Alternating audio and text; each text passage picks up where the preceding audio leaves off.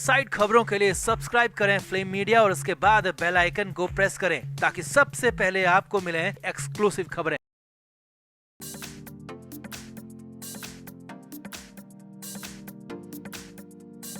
सुशांत सिंह राजपूत को इस दुनिया से गए 3 साल होने वाले हैं। 14 जून 2020 से लेकर अब तक काफी कुछ बदल चुका है। टीवी और फिल्म दोनों के ही कलाकारों के लिए ओटीटी ने अलग ही प्लेटफॉर्म दे रखा है और अगर इन सब अपॉर्चुनिटीज के बाद भी किसी को काम न मिले, बिना काम के बैठा हो, तो भला उसके लिए सुशांत सिंह राजपूत कैसे जिम्मेदार हो सकता है? वो सुशांत जो कि अब इस दुनिया में है ही नहीं, जिसे दुनिया छोड़े 3 साल होने वाले हैं। आखिर वो सुशांत किसी की बेरोजगारी के लिए कैसे जिम्मेदार हो सकता है? जी हाँ, अंकिता लोखंडे ने अपने हालिया इंटरव्यू में सुशांत सिंह राजपूत पर ऐसा लांछन लगा दिया जिसकी हर तरफ आलोचना हो रही है, थू-थू हो रही है। अंकिता लोखंडे ने अपनी बेरोजगारी के लिए सुशांत सिंह राजपूत को जिम्मेदार बता दिया और ये भी कह दिया कि पिछले 3 साल में उन्हें कोई फिल्म या शो तो दूर की बात, एक एड तक नहीं मिला और ये सब सुशांत की वजह से हुआ। तो क्या क्या कहा अंकिता लोखंडे ने? आखिर अंकिता की बेरोजगारी की वजह सुशांत सिंह राजपूत कैसे हो सकता है? दिवंगत एक्टर पर क्यों फट पड़ी अंकिता लोखंडे? आपको बताते हैं सब। आप भी वीडियो को शेयर करें और अपनी राय कमेंट बॉक्स में जरूर दें।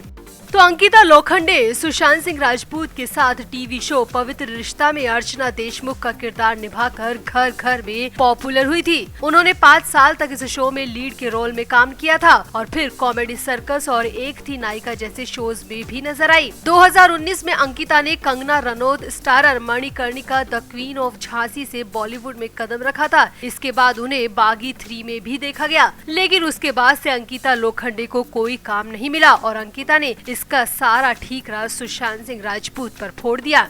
दरअसल अंकिता लोखंडे ने हाल ही में एक इंटरव्यू दिया है और इस इंटरव्यू में अपनी एक्टिंग जर्नी के बारे में बात की है। अब अंकिता ने इस दौरान बहुत सारी बातें कही, मगर जो इल्जाम सुशांत सिंह राजपूत पर लगाया वो सोच और समझ दोनों से परे है। दरअसल अंकिता से पूछा गया कि मणिकर्णिका और बागी 3 के बाद से आप अब तक छोटे या बड़े पर्दे पर क्यों दिखाई नहीं दी, तो इस पर अंकिता ने कहा कि मैं खुद इस बारे में सोचती हूँ कि आखिर ऐसा क्या हो गया, मेरे हाथ में उसके बाद से कोई प्रोजेक्ट क्यों नहीं आया। अंकिता ने कहा, साल 2019 में मणिकर्णिका की रिलीज के बाद मुझे 4 प्रोजेक्ट ऑफर हुए थे और चारों ही पीरियड ड्रामा थे। मैं 4 में से 2 के लिए हाँ कर चुकी थी, मेरी पेमेंट तक तय हो गई थी, सब कुछ स्मूथ जा रहा था और शूटिंग 2020 के मार्च में शुरू होने वाली थी, मगर सडनली कोरोना आ गया और प्रोजेक्ट डिले हो गया। अंकिता ने आगे कहा, प्रोजेक्ट डिले हुए थे मगर मैं उनका हिस्सा थी, मुझे क्लियर बताया गया था कि जब भी शूटिंग होगी मैं उसका पार्ट रहूंगी। अंकिता ने कहा, इसके बाद जून के महीने में जिस तरह सुशांत सिंह राजपूत की मौत हो गई और एकदम से सब कुछ बदल गया, मेरे हाथ से दोनों प्रोजेक्ट चले गए। मैं फोन लगाती रही, डायरेक्टर और कास्टिंग डायरेक्टर से कॉल पर कॉल करती रही, मगर मुझे किसी तरह का जवाब नहीं मिला। अंकिता ने कहा, अब उस बात को 3 साल गुजर चुके हैं मगर मुझे दोनों ही जगह से किसी भी तरह का कॉल नहीं आया। अंकिता ने कहा, मुझे लगता है कि सुशांत की मौत के बाद मेरे साथ ऐसा सलूक किया गया। अंकिता यही नहीं रुकी, आगे कहा, मैं 3 साल से बिना काम के बैठी हूँ, फिल्म या शो तो दूर की बात, मुझे कोई एडवर्टीजमेंट तक देने को तैयार नहीं है, मुझसे कोई भी ब्रांड टच में नहीं आया, मैं बिल्कुल बेकाम और बेकार बैठी हूँ। अंकिता ने आगे कहा, मैं हमेशा सोचती थी कि मैं उस दिन शादी करूंगी जिस दिन मैं लीड एक्ट्रेस के तौर पर काम करूंगी, मगर कब तक इंतजार करती, इसीलिए मुझे शादी करनी पड़ी और अब जाकर थोड़ा बहुत काम मुझे मिलना शुरू हुआ है।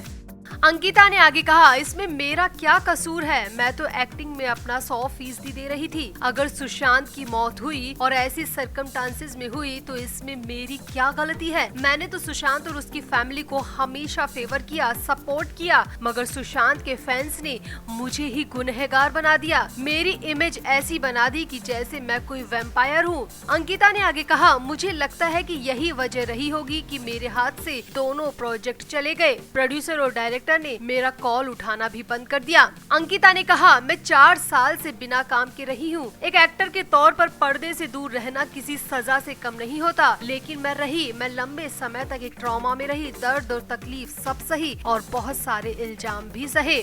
अंकिता लोखंडे ने ये भी कहा कि वो काम मांगने में यकीन नहीं रखती है। अंकिता ने इंटरव्यू में कहा, फिल्म मार्केट बहुत अलग है। जैसा कि कई लोग कहते हैं कि उन्हें अच्छे ऑफर नहीं मिल रहे, लेकिन मेरे साथ ऐसा कुछ नहीं हुआ। मुझे ठुकराने के लिए कोई ऑफर नहीं मिला और जाकर काम मांग सकती ऐसी मैं हूँ नहीं।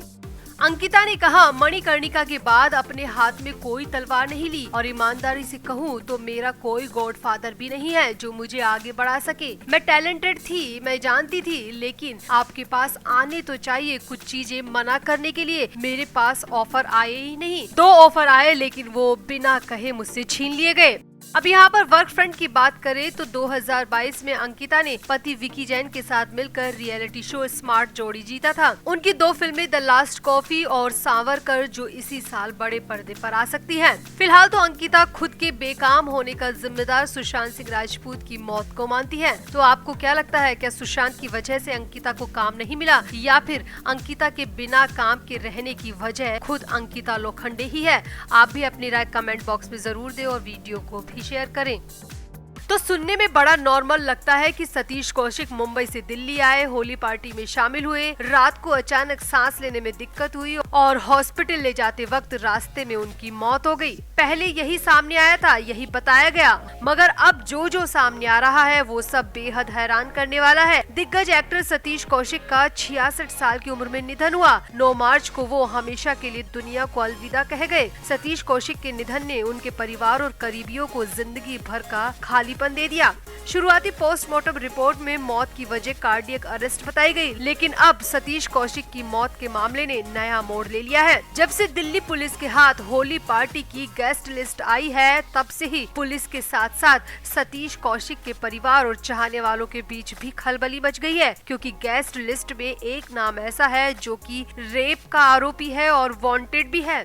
दरअसल 11 मार्च को दिल्ली पुलिस की एक टीम ने अचानक से फिर उसी फार्म हाउस पर रेड मारी जहां सतीश कौशिक वाली होली पार्टी हुई थी। ये farm house Delhi Gurugram border पर है। पुष्पांजलि नाम के इस फार्म हाउस पर पहले तो दिल्ली पुलिस को कुछ दवाइयां मिली थी जो कि ज्यादा संदिग्ध नहीं थी, मगर जब पुलिस ने गैस लिस्ट को देखा तो खुद पुलिस भी हैरान हो गई, क्योंकि उस लिस्ट में एक नाम ऐसा था जिस पर रेप के चार्जेस है और वो दिल्ली से भागकर दुबई चला गया था। सतीश कौशिक जिस फार्म हाउस में पार्टी कर रहे थे वो एक गुटखा किंग का बताया जा रहा है। गुटखा किंग का नाम विकास मालू है। पार्टी में विकास मालू समेत कई बड़े बिल्डर और उद्योगपति भी थे। विकास मालू पर रेप के चार्ज लगे हुए हैं और दिल्ली पुलिस उसकी जांच भी कर रही है। केस दर्ज होने के तुरंत बाद विकास मालू दुबई चला गया था और उसके बाद कभी पुलिस के हाथ नहीं पड़ पाया। होली पार्टी के लिए वो स्पेशली दुबई से दिल्ली आया था। विकास मालू एक बिजनेसमैन है और उनकी कंपनी का नाम कुबेर ग्रुप बताया जा रहा है। साथ ही सामने आया है कि विकास मालू सतीश कौशिक का फैमिली फ्रेंड भी रहा है। सतीश कौशिक के साथ अक्सर उन्हें देखा गया है और होली की पार्टी अटेंड करने के लिए सतीश कौशिक मुंबई से गुरुग्राम आए थे, तो जाहिर सी बात है कि सतीश कौशिक की विकास मालू से दोस्ती काफी गहरी रही होगी। विकास मालू का दिल्ली के बिजवासन के पुष्पांजलि फार्म हाउस इलाके में मालू फार्म हाउस नाम से A5 फार्म हाउस है। रिपोर्ट्स के मुताबिक होली के दिन दोपहर के करीब 1 बजे विकास मालू के यहाँ पार्टी रखी गई थी, जहाँ 10 से 15 लोग पार्टी में शामिल हुए थे और ये सभी लोग बड़े बिल्डर और उद्योगपति बताए जा रहे हैं। अब दिल्ली पुलिस का कहना है कि विकास मालू का दुबई से दिल्ली आना और फिर होली की पार्टी में शामिल होना और फिर साथ ही साथ वापस दुबई निकल जाना संदेह को बढ़ा रहा है। दिल्ली पुलिस की माने तो जब से विकास मालू पर रेप का केस दर्ज हुआ है वो दुबई भाग गया था। पुलिस की तरफ से कई बार समन जारी किया गया, नोटिस भी दिया गया, मगर वो कभी भी पुलिस की पूछताछ के लिए शामिल नहीं हुआ, पुलिस के सामने आया ही नहीं। पुलिस के मुताबिक विकास मालू को दिल्ली पुलिस ने वांटेड भी घोषित करवा रखा है और इस तरह विकास मालू का आना फिर साथ ही साथ वापस चले जाना पुलिस के शक को बढ़ा रहा है।